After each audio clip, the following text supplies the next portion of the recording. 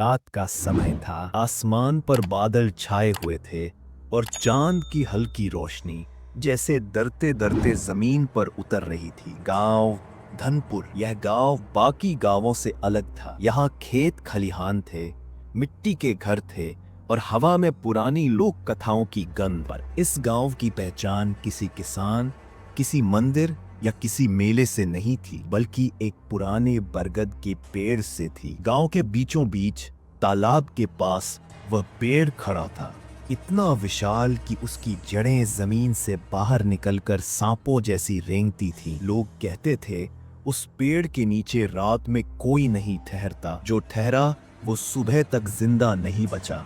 मुझे याद है जब मैं छोटा था तो दादी हर रात उसी पेड़ की कहानी सुनाया करती थी। वो कहती थी उस पेड़ के नीचे किसी जमाने में एक औरत को जिंदा गाड़ा गया था। उसके चीखों की गूंज आज भी हवा में है। मैं उस वक्त हंस दिया करता था। मुझे लगता था ये सब डराने की बातें हैं, लेकिन दादी की आंखों में जो सच्चाई का साया था वो मजाक नहीं लगती थी। वो पेड़ गांव के हर बच्चे के लिए डर का दूसरा नाम था। शाम ढलते ही कोई उस ओर नहीं जाता। अगर गलती से कोई बच्चा वहां चला भी जाए तो माएं झाड़ फूंक और मंत्र पढ़कर उसे वापस लाती। समय बदला। लोगों ने कहा अब भूत प्रेत जैसी चीजें कहाँ होती हैं, पर गांव की हवा कुछ और कहती थी। मैं कॉलेज पढ़ने शहर चला गया था। 3 साल बाद जब लौटा तो देखा गांव पहले जैसा नहीं रहा। अब मोबाइल टावर थे, बिजली थी, पर वो पेड़ वैसा ही खड़ा था जैसे किसी रहस्य का पहरेदार। मेरे बचपन के दोस्तों में से एक था रवि। वो थोड़ा निडर और जिद्दी किस्म का था। उसने हंसते हुए कहा, अरे यार ये सब अंधविश्वास है, आज की रात वहीं सोते हैं, देखते हैं कौन आता है। मैंने मना किया। गांव वाले भी बोले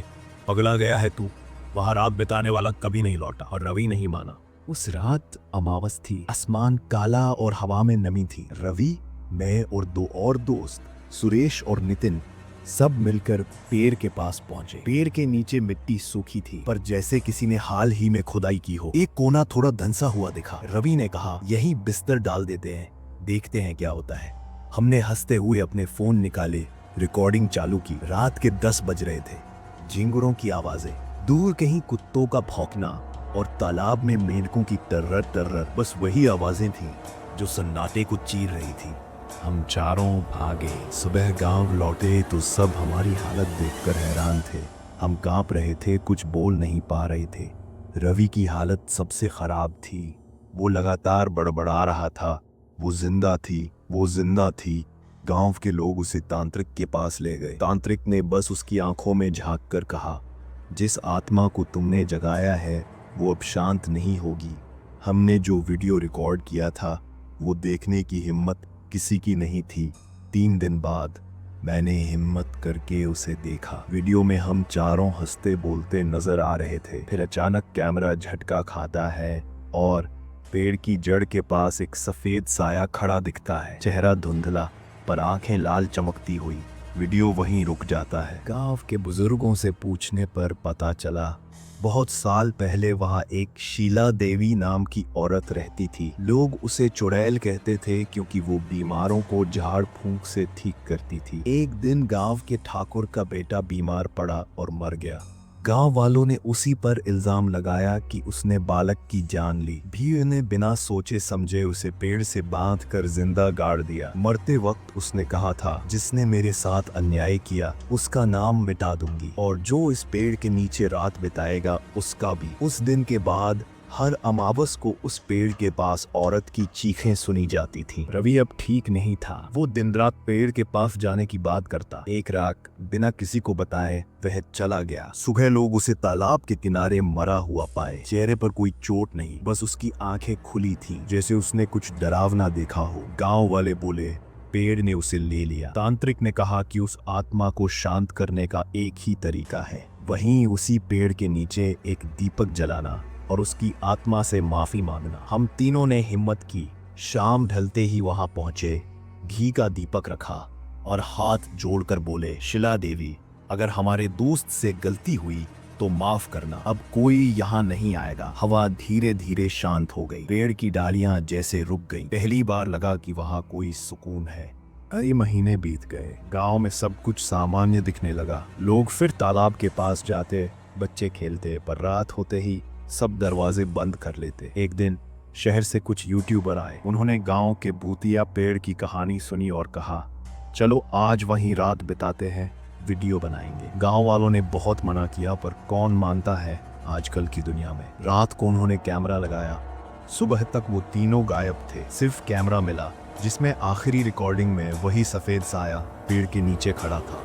धीरे धीरे कैमरे की ओर बढ़ता हुआ। आज भी वो पेड़ वहीं है। अब गांव के चारों ओर बाड़ लगा दी गई है, कोई वहां नहीं जाता। शाम ढलते ही पक्षी उस डाल से उड़ जाते हैं, और जो मूर्खतावश ठहर भी जाए, सुबह उसके जूते जरूर मिलते हैं, पर वो खुद नहीं। लोग कहते हैं वो पेड़ अब आत्मा का घर है। वहां रात बिताना मौत को न्योता देना है। यूट्यूबरों के गायब होने के बाद गांव में फिर से दहशत फैल गई। पुलिस आई, खोजबीन हुई, लेकिन न लाश मिली न कोई निशान। बस वही कैमरा जो अब गांव के चौकीदार के घर में रखा था। कहा जाता है जिसने भी उस कैमरे की आखिरी क्लिप देखी, उसकी आंखें कुछ देर के लिए सुन्न हो गईं। वो बस एक बात कहता, वो पेड़ सांस लेता है। कुछ हफ्ते बाद तालाब के पास से अजीब चीजें मिलने लगी। किसी के कपड़े, किसी की टोपी, और सबसे डरावनी बात, एक आधी जली हुई टॉर्च जो अपने आप जलती बुझती रहती थी। लोग कहते थे वो आत्मा अब पेड़ तक सीमित नहीं रही, तालाब तक फैल गई है। रात में कोई तालाब के पास जाए तो पानी में अपना ही चेहरा नहीं, किसी और का चेहरा दिखता। एक औरत का, जिसकी आंखें लाल थीं और होंठ सिले हुए, जैसे किसी ने जबरदस्ती बंद कर दिए हो। एक दिन गांव के स्कूल में एक नई टीचर आई, नाम था अनामिका। उसने गांव की पुरानी बातें सुनकर हंसी उड़ाई, बोली भूत प्रेत कुछ नहीं होता। एक दिन छुट्टी के बाद वो अकेली घर लौट रही थी। उसका रास्ता तालाब के पास से होकर गुजरता था। शाम ढल चुकी थी, हवा में फिर वही ठंडक थी। उसने महसूस किया कि कोई उसके पीछे चल रहा है। उसने पलट कर देखा, कोई नहीं था। फिर भी उसके कदमों की आवाज दोहराई जा रही थी, जैसे कोई उसी की चाल की नकल कर रहा हो। वो तेजी से चलने लगी और तभी उसने देखा पेड़ के नीचे एक साया खड़ा है, सफेद कपड़ों में, बाल खुले हुए। उसने टॉर्च की रोशनी डाली, लेकिन जैसे ही रोशनी उस साये पर पड़ी, वह गायब हो गया। डर के मारे वो भागी, लेकिन रास्ते में उसका दुपट्टा किसी शाख से उलझ गया। जब उसने छुड़ाने की कोशिश की तो शाख नहीं, किसी हाथ ने उसे पकड़ा हुआ था, ठंडा बर्फ जैसा हाथ। वो चीखी और बेहोश होकर गिर पड़ी। सुबह गांव वाले उसे पेड़ के नीचे पाए। वो जिंदा थी, मगर बोल नहीं पा रही थी। उसकी आंखें खुली थीं, पर उनमें कोई होश नहीं था। डॉक्टरों ने कहा ट्रॉमा है, पर दादी ने धीरे से कहा अब वो भी देख चुकी है। कुछ दिन बाद उसने बोलना शुरू किया, मगर सिर्फ एक ही बात बार बार कहती, वो पेड़ सांस लेता है, वो मुझे देख रहा है। गांव वालों ने तब तय किया कि पेड़ को काट दिया जाए। लकड़हारे बुलाए गए। सुबह वो कुल्हाड़ी लेकर पहुंचे। मंत्र पढ़े गए और पहला वार किया गया। थाक, पर कुल्हाड़ी टूट गई। दूसरा वार में हुआ तो पेड़ से खून टपकने लगा, असली लाल खून। सब पीछे हट गए।